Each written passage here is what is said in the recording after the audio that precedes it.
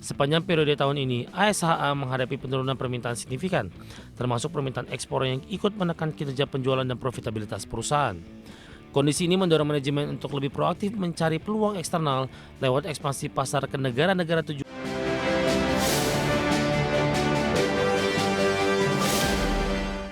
Pemirsa PT Cilacap Samudra Fishing Industry Tbk mulai melirik strategi diversifikasi pasar ekspor sebagai bagian dari upaya pemulihan kinerja perusahaan menuju 2026 di tengah tekanan bisnis perikanan yang dirasakan sepanjang tahun berjalan.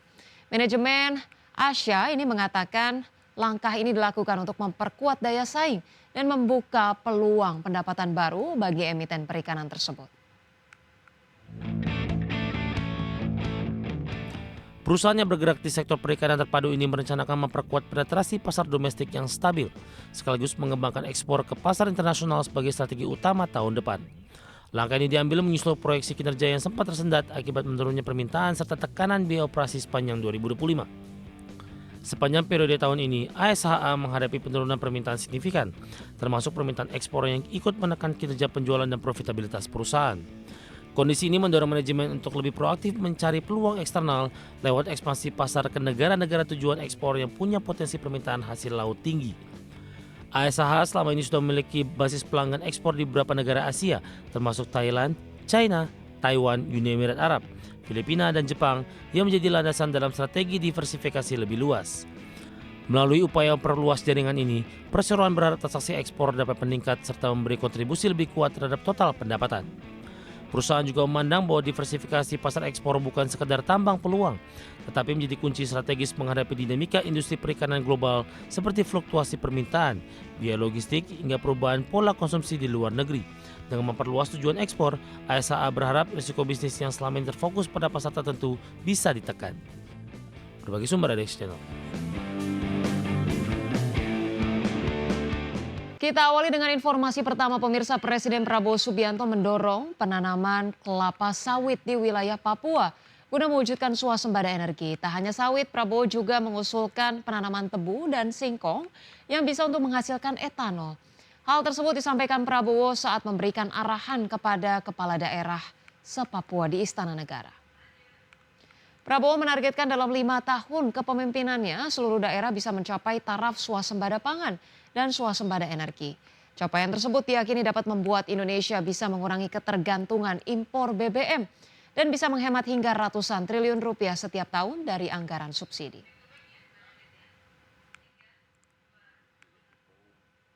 Dan juga nanti kita berharap di daerah Papua pun harus ditanam kelapa sawit supaya bisa menghasilkan juga BBM dari kelapa sawit. Juga tebu menghasilkan etanol. Singkong, kasava juga untuk menghasilkan etanol. Sehingga kita rencanakan dalam 5 tahun semua daerah bisa berdiri di atas kakinya sendiri, swasembada pangan dan swasembada energi.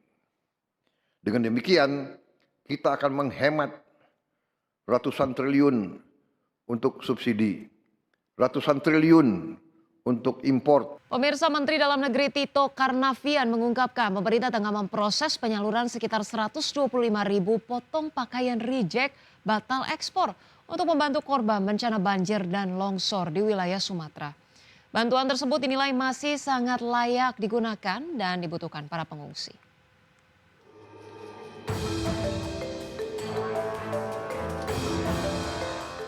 Menteri Dalam Negeri Tito Karnavian mengusulkan 125.000 paket reject batal ekspor pabrik dalam negeri disalurkan ke warga terdampak bencana Sumatera. Tito juga sampaikan sejumlah perusahaan garmen besar yang berada di kawasan ekonomi khusus bersedia menyalurkan barang tersebut. Terkait hal itu, Tito meminta pemberian izin khusus bagi sektor swasta untuk menyalurkan bantuan kemanusiaan dalam situasi krisis bencana. Ada beberapa perusahaan garmen yang besar itu sebenarnya ingin membantu.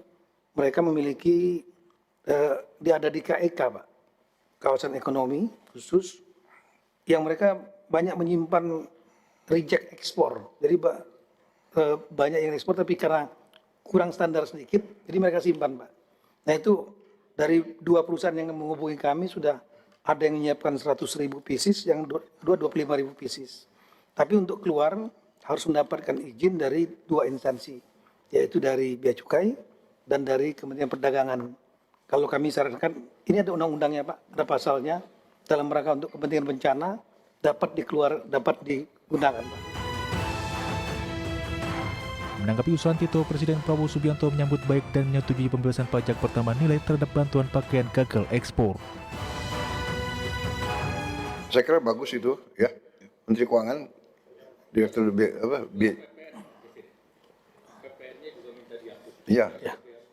Iya. Dan ya oke, dibebaskan PPN, tapi juga diwaspadai harus diserahkan ke instansi, ya. Berarti Kemendagri Pak, kami siap. Kemendagri yang menerima, Kami tanggung jawab Pak. bertanggung jawab, ya. Dan Jangan langsung sampai menyerahkan nanti ke. ya, dan harus segera dikirim ke daerah bencana. Dalam kesempatan itu, Tito juga menjelaskan bahwa pemerintah telah menambah alokasi anggaran belanja tidak terduga dengan total Rp268 miliar, yang terdiri dari Rp60 miliar untuk 3 provinsi, serta Rp208 miliar untuk 52 kabupaten dan kota terdampak bencana Sumatera. Dari Jakarta, Tim Liputan ID Action. Pemirsa, Kementerian Koperasi menyatakan masih terus melakukan inventarisasi koperasi desa Kelurahan Merah Putih yang terdampak banjir di Aceh, Sumatera Utara, dan Sumatera Barat. Menteri Koperasi Ferry Juliantono menyatakan inventarisasi ini dilakukan untuk memastikan data koperasi yang terdampak sehingga penanganan dapat lebih tepat sasaran, termasuk dalam pemberian relaksasi yang akan digulirkan pemerintah. Posko tersebut akan melibatkan petugas dari Dinas Tenaga Bisnis Asisten serta Project Management Officer yang diperbantukan sebagai relawan. Menurut Ferry, mereka akan membantu untuk memecahkan berbagai persoalan yang dihadapi koperasi maupun masyarakat di lapangan, mulai dari distribusi dan juga pendampingan usaha. Mereka juga berkoordinasi dengan tim setempat terkait pembangunan fisik Kopdes Merah Putih yang sedang berjalan.